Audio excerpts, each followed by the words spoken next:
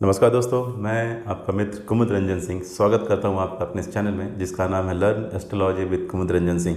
दोस्तों, मैं अपने निवास स्थान जमशेदपुर झारखंड से आप लोगों के समक्ष उपस्थित हूं।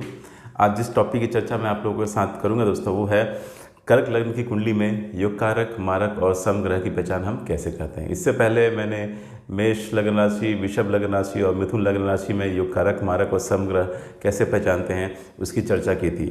इससे पहले कि दोस्तों मैं अपना ये एपिसोड स्टार्ट करूं, मेरा आप लोगों से निवेदन है कि अगर आप मेरे चैनल से नए जुड़े हैं तो कृपया मेरे सभी वीडियो को देखते हुए ही इस एपिसोड को देखें, ताकि आपको समझने में किसी भी तरीके की कोई भी परेशानी स्लेश मात्र भी नहीं हो। तो चलिए दोस्तों, विदाउट वेस्टिंग एनी टाइम आज के अपने इस टॉपिक की शुरुआत करते हैं। तो आज का टॉपिक है दोस्तों कर्क लग्न की कुंडली में योग कारक, मारक और समग्रह की पहचान। तो जब भी हमें योग कारक, मारक और समग्रह की पहचान किसी भी लग्न कुंडली में करनी हो तो सबसे पहले हमें क्या करना पड़ेगा, उस लग्न कुंडली को ड्रॉ करना पड़ेगा। ठीक है, तो जैसे कर्क लग्न की कुंडली, तो सबसे पहले आप एक लग्न कुंडली ड्रॉ कीजिए।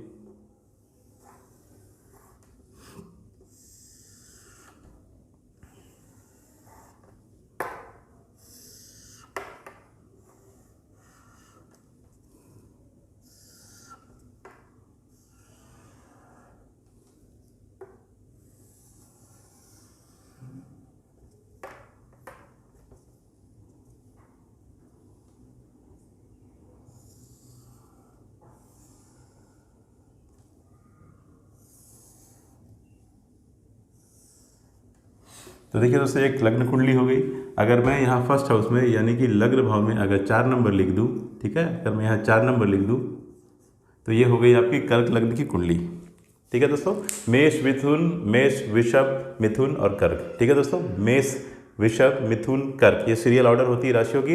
मेष वृषभ मिथुन कर्क सिंह कन्या तुला वृश्चिक धनु मकर कुंभ और मीन।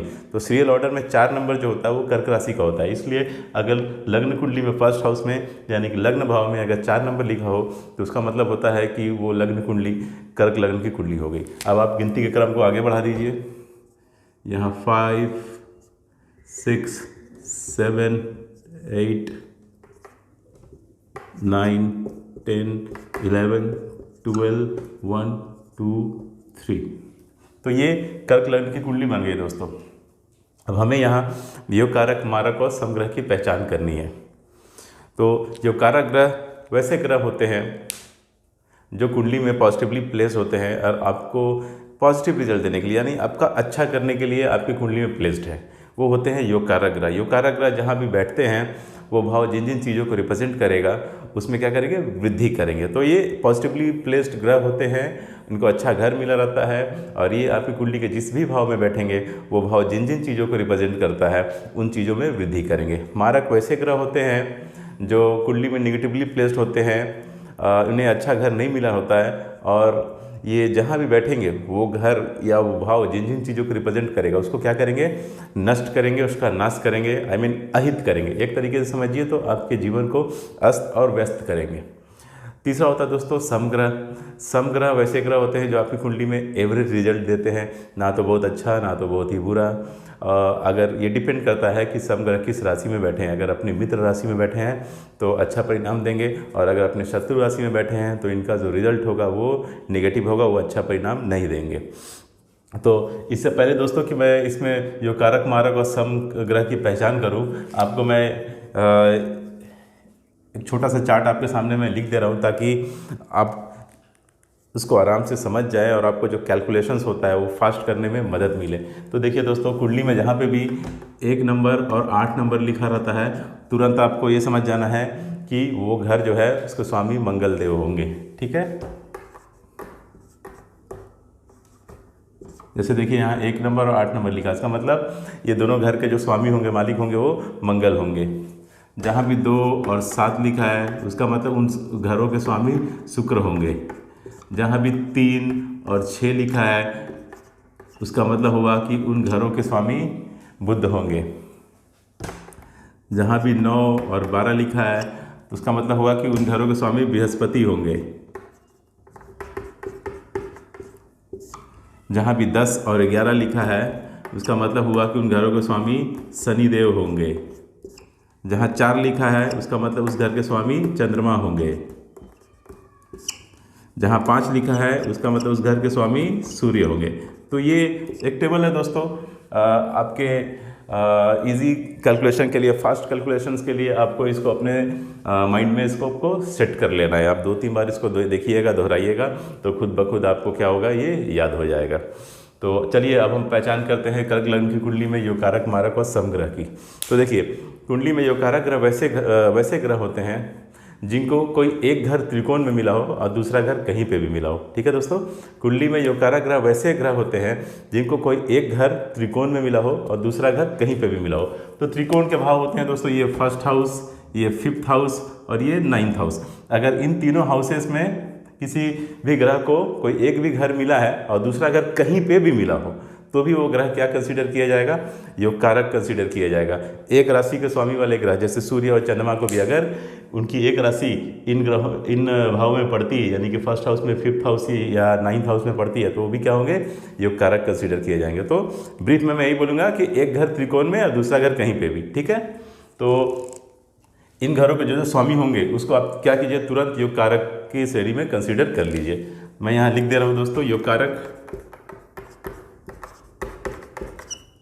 इस कुंडली में जो ग्रह योग कारक होंगे मैं इसको इस लाइन में लिखूंगा, जो मारक होंगे इसको भी इस लाइन में लिख दूंगा, मारक की लाइन में, और जो सम होंगे उसको मैं सम की श्रेणी में इस लाइन में लिखूंगा। ठीक है, तो देखिए फर्स्ट हाउस यानी जो पहला त्रिकोण भाव है, फर्स्ट हाउस यानी जिसको हम लग्न भाव भी बोलते हैं, उसको हम केंद्र भाव और त्रिकोण भाव दोनों बोलते हैं। दोनों की श्रेणी में फर्स्ट हाउस को हम कंसीडर करते हैं। तो यहाँ फर्स्ट हाउस के स्वामी क्या कौन है, तो 4 नंबर राशि के स्वामी। 4 नंबर राशि मतलब कर्क राशि। कर्क राशि के स्वामी होते हैं चंद्रमा।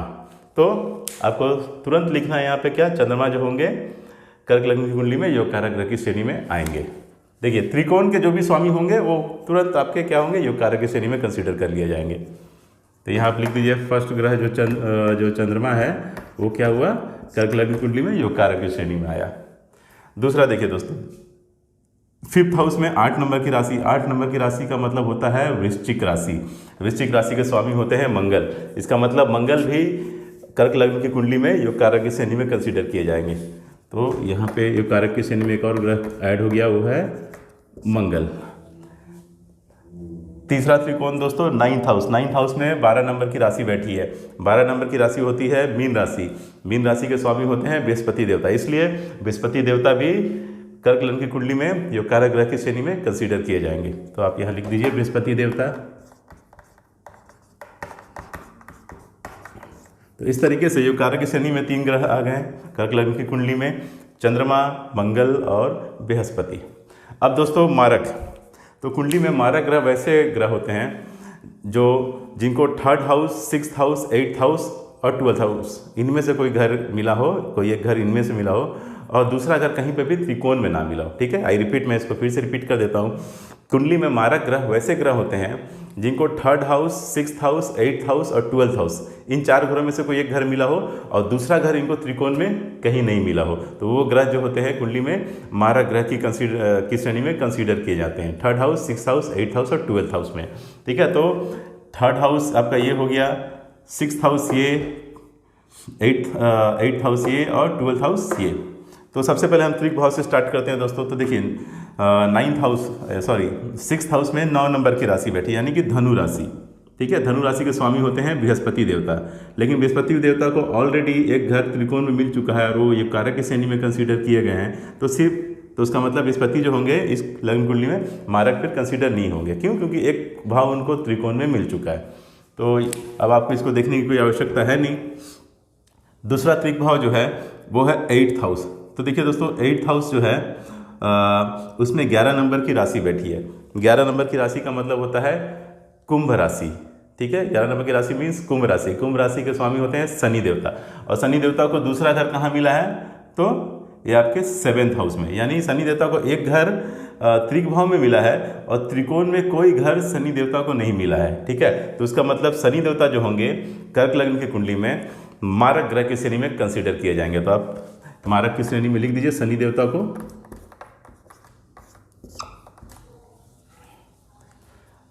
अब देखिए दोस्तों तीसरा जो त्रिक भाव हो गया 12th हाउस यानी कि 12वां घर, ठीक है।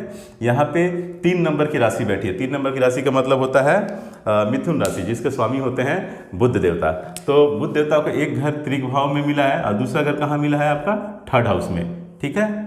एक घर त्रिक भाव में और दूसरा 3rd हाउस में, मतलब ये मारक की श्रेणी में कंसीडर किए जाएंगे। क्यों? क्योंकि एक घर तो आपको त्रिक भाव में मिला ही है और त्रिकोण में कोई भी घर बुध देवता को नहीं मिला है। इसका मतलब बुध देवता भी कर्क लग्न की कुंडली में मारक ग्रह की श्रेणी में कंसीडर किए जाएंगे। तो आप लिख दीजिए यहाँ पे मारक ग्रह की श्रेणी में बुध।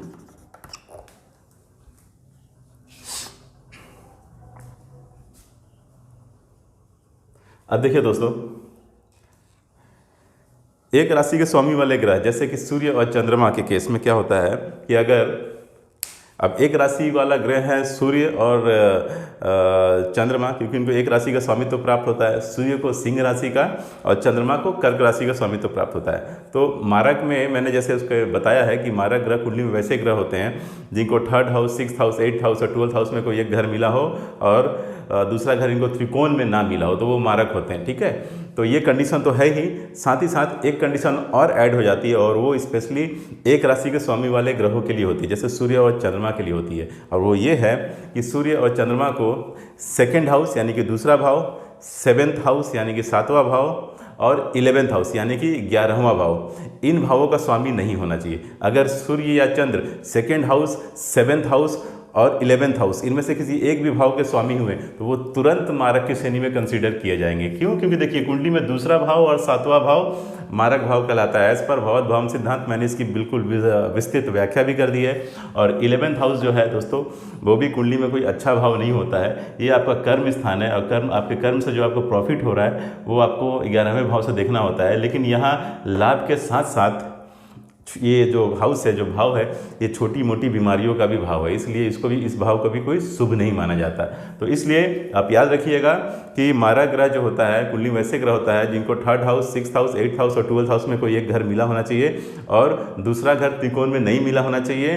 प्लस एक कंडीशन और ऐड हो जाती है और वो स्पेशली एक राशि के स्वामी वाले ग्रह जैसे कि सूर्य और चंद्रमा के लिए है कि इन ग्रहों को भी 2nd हाउस, 7th हाउस और 11th हाउस में कोई घर नहीं मिला होना चाहिए। अगर इनको मिला इन हाउसेस में घर तो वो भी क्या होंगे, मारक की श्रेणी में कंसीडर किए जाएंगे। तो देखिए दोस्तों, यहाँ 2nd हाउस में 5 नंबर लिखा है यानी 5 नंबर राशि होती है सिंह राशि। सिंह राशि के स्वामी होते हैं सूर्य देवता। तो सूर्य देवता को यहाँ 2nd हाउस का स्वामित्व तो मिला है, 2nd हाउस के मालिक है, इसलिए इनको तुरंत क्या कंसीडर करना है, मारक कंसीडर करना है। तो कर्क लग्न की कुंडली में मारक ग्रह की श्रेणी में भी 3 ग्रह कंसीडर किए गए, शनि, बुध और सूर्य। अब नेक्स्ट आता है दोस्तों समग्रह। तो देखिए समग्रह कुंडली में वैसे ग्रह होते हैं जिनको ना तो 3rd house, 6th house, 8th house और 12th हाउस में कोई घर मिला हो और ना ही त्रिकोण में कोई घर मिला हो, यानी कि ना ही 1st हाउस, 5th हाउस और 9th हाउस में कोई घर मिला हो। मैं फिर से इसको रिपीट करता हूँ दोस्तों, आई रिपीट, कुंडली में सम ग्रह वैसे ग्रह होते हैं जिनको ना तो 3rd house, 6th house, 8th house और 12th हाउस में कोई घर मिला हो और ना ही त्रिकोण भाव यानी कि ना ही 1st हाउस, 5th हाउस और 9th हाउस में किसी घर का स्वामित्व मिला हो। वो ऐसे जो ग्रह होते हैं वो कुंडली में सम ग्रह की श्रेणी में कंसीडर किए जाते हैं। तो यहाँ देखिए दोस्तों,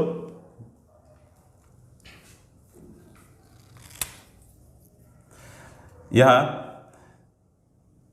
अब देखिए सब ग्रह तो हो गए, ठीक है, चंद्रमा, मंगल, बृहस्पति, शनि, बुध, सूर्य, बचा कौन सा, शुक्र। यानी अब आपको शुक्र के लिए देखना है। तो देखिए शुक्र देवता को एक घर मिला है 4th हाउस में और दूसरा घर मिला है 11th हाउस में। क्लियर है दोस्तों, शुक्र देवता को एक घर 4th हाउस में मिला है और दूसरा घर मिला है 11वें भाव में यानी कि 11th हाउस में। तो शुक्र देवता को 3rd house, 6th house, 8th house और 12th हाउस में कोई घर नहीं मिला है।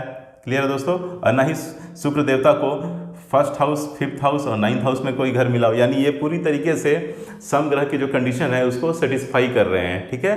तो शुक्र देवता क्या होंगे, कर्क लग्न की कुंडली में सम ग्रह की श्रेणी में कंसीडर किए जाएंगे। तो यहाँ आप सम की श्रेणी में लिख दीजिए शुक्र, ठीक है दोस्तों। तो इस तरीके से कर्क लग्न की कुंडली में जो कारक ग्रह में 3 ग्रह आए, चंद्रमा, मंगल, बृहस्पति, मारक ग्रह की श्रेणी में भी 3 ग्रह आए, शनि, बुध और सूर्य, और सम ग्रह की श्रेणी में भी एक ग्रह आए जो कि है शुक्र देवता। ठीक है दोस्तों, तो यही एक कॉन्सेप्ट है दोस्तों, ये सेम कॉन्सेप्ट आपकी हर लग्न कुंडली में यूज़ होगा। योग कारक, मारक और सम, बस आपको कुछ कुछ पॉइंट्स को समझ जाना है, ठीक है। उसको 2-3 बार दोहरानी है ताकि आपके दिमाग में बिल्कुल पक्के तरीके से वो सेट हो जाए। मैं एक बार इसको रिपीट कर देता हूँ, आप चाहें तो उसको नोट डाउन कर सकते हैं। कुंडली में योग कारक ग्रह वैसे ग्रह होते हैं, कुंडली में योग कारक ग्रह वैसे ग्रह होते हैं जिनको एक घर त्रिकोण में मिला हो और दूसरा घर कहीं पे भी मिला हो, ठीक है। यानी वो त्रिक भाव में भी कोई घर मिल गया तो कोई फर्क नहीं पड़ता, एक घर लेकिन त्रिकोण में मिला होना चाहिए, तब वो ग्रह क्या होते हैं, योग कारक बन जाते हैं।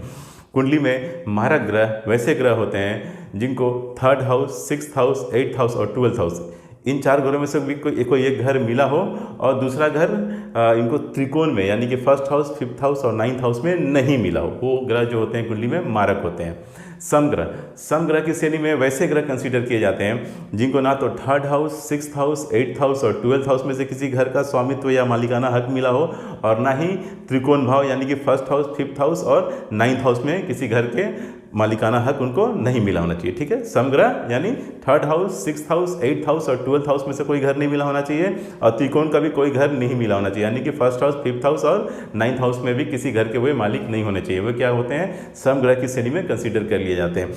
तो मैं उम्मीद करता हूं दोस्तों कि मैंने आपको आज जो बताया है वो आपको बिल्कुल पानी की तरह साफ़ हो गया होगा, आपकी कॉन्सेप्ट बिल्कुल क्लियर हो गई होगी, क्योंकि पिछले 4 एपिसोड से मैं इस चीज़ को बता रहा हूँ और बार बार दोहरा रहा हूँ ताकि श्लेष मात्र की भी गलती की गुंजाइश आपके द्वारा ना हो, ठीक है। आप उसको बहुत अच्छे तरीके से भली भांति समझ जाएं।